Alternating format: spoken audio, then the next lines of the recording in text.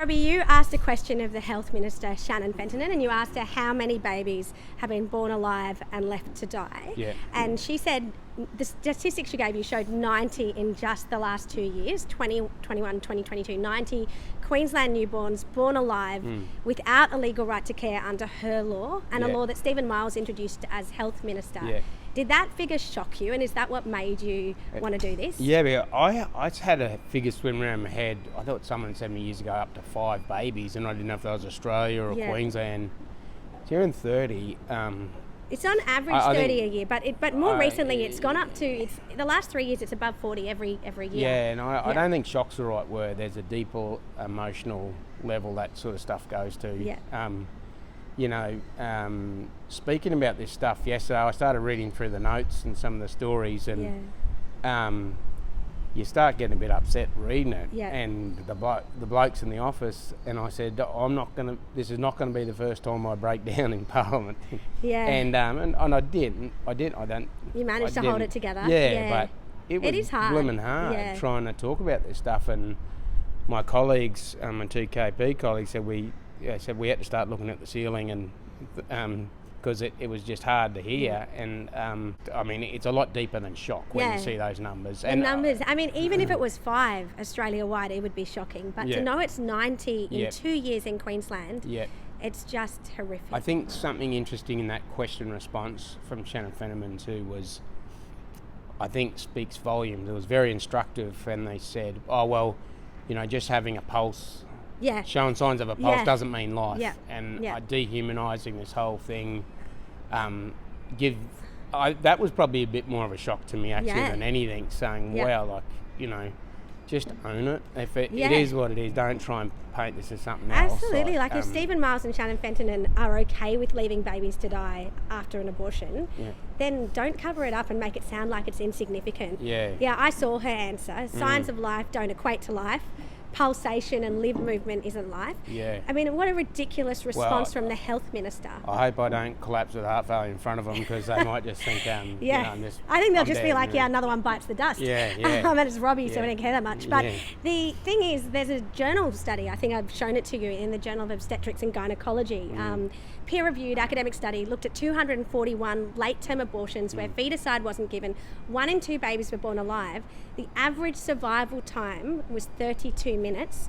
1 baby survived for 267 minutes. So that's not signs of life, pulsation and limb movement. That's babies gasping for air on metal kidney dishes for 32 minutes on average. 1 for over 4 hours. I'd love to hear Shannon Fentinan. I hope in the Parliament, can you ask, when the bill gets debated, can you ask her about those things? Yeah, I guess that's the intention, is to rub everyone's nose in this and say, this is going on. Yeah. Do you acknowledge it? Yeah. I guess that's really the intent. So will we get that opportunity? Right now you've introduced the bill. Yep. You've read it for the first time. You did a great speech in the Parliament. Now what happens? That will be the challenge, because the government of the day, we're a unicameral system here in Queensland. There's no Senate, so, the government in power get a lot of power, and they control. They'd say it's done through a committee system, but they control the committee system, so they can control the speed or otherwise of bills going into Parliament. I think there would be arguments for and against them bringing it in early, bringing it on for a debate. But do they have to bring it on for a debate, or can they just cover this up and whitewash it all together? They could cover it up and let it punt it, cover it up, keep putting other rubbish legislation into, and say it's a priority, and push it out to the election. So what do you need us to do, members of the public? How do we force Stephen Miles to make this a bill that gets voted on in the Parliament? Yeah, well, I think all members of Parliament should be pressured to say we want this to come in for debate. Yeah. This is a priority issue. What could be more a priority than saving people's lives and human rights? So we need to write to them, we need to ring them, we need to pressure them to do this? Yeah, that's right. Yeah. And it's not just Stephen Miles, it's David Christodoulou, isn't it? As well, we need he's the leader of the opposition. Yep. And all their MPs, and a lot of people hopefully watching and listening have got MPs in their area and say, well, what are you doing about this? And give me a response. So I wanted to ask you about that. I feel like you can't vote Labor or Liberal blanketly anymore, because they're just not standing up for the human rights of children. there's individual politicians in those parties that do. There is, but the parties themselves have totally let us down. Yeah. It was Liberal governments in New South Wales and South Australia that introduced abortion up to birth. It was Labor governments in Queensland and Victoria and WA that led abortion up to birth.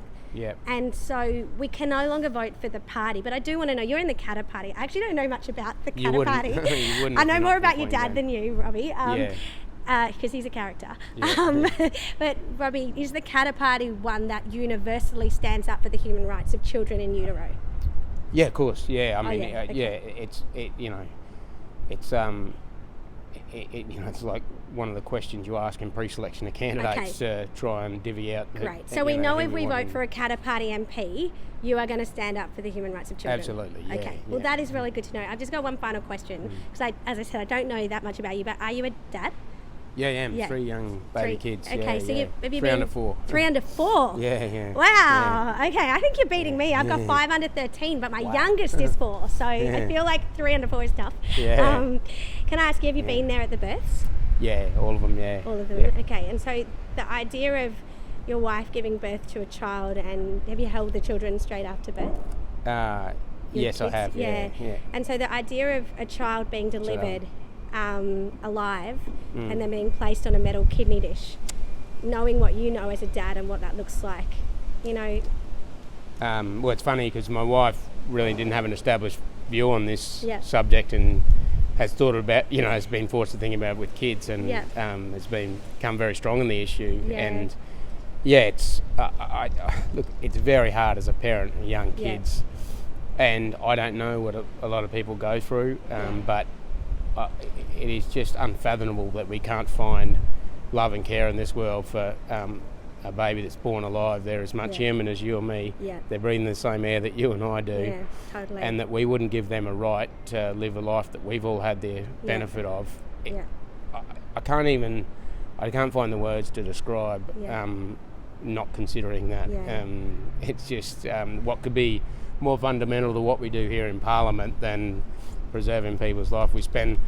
We'll spend hours debating industrial legislation to keep people safe so they can get home alive and trying to preserve life.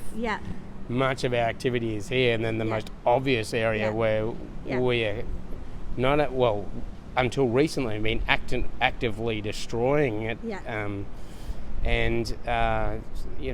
we're not even debating it until now. So we've got an opportunity to debate that and get it back in there. And I might add, it's probably getting into things a bit, but the last time there was a bill on abortions here in Parliament, it's the only time I've ever seen the Speaker, I've seen cheering, hugging, because you can't just get up in your seat and start cheering in there. They call it House to Order, and it's very strict. But after the abortion bill, everyone started cheering and hugging, and never seen it before in the 12 years I've been here. I don't think it's just not allowed, but they just let it run wild. Now, even if you're a supporter of, you're pro-abortion, it's a melancholy subject. It's nothing to celebrate for anyone. Well, it's a bizarre reaction, and I think it's really instructive. And it's so out of touch with the Australian community on this. Like, Queenslanders would be shocked. They lied about the 2018 bill, made it sound like it was all about decriminalisation and not sending women to jail, when in reality the key change was abortion up to birth for any reason. Right. And so 304 babies who were gestationally viable have been killed in the last year because of that law by Stephen Miles, and he said it wouldn't increase late-term abortion. Imagine cheering about killing a premature baby. It's mind-blowing. But they haven't been held to account, so I'm really glad you're doing what you're doing. Oh, great. Really proud to have you in the Parliament. We need more people like you, Robbie. Thank you. Thank you very much. Thanks very much, Dr. Jack.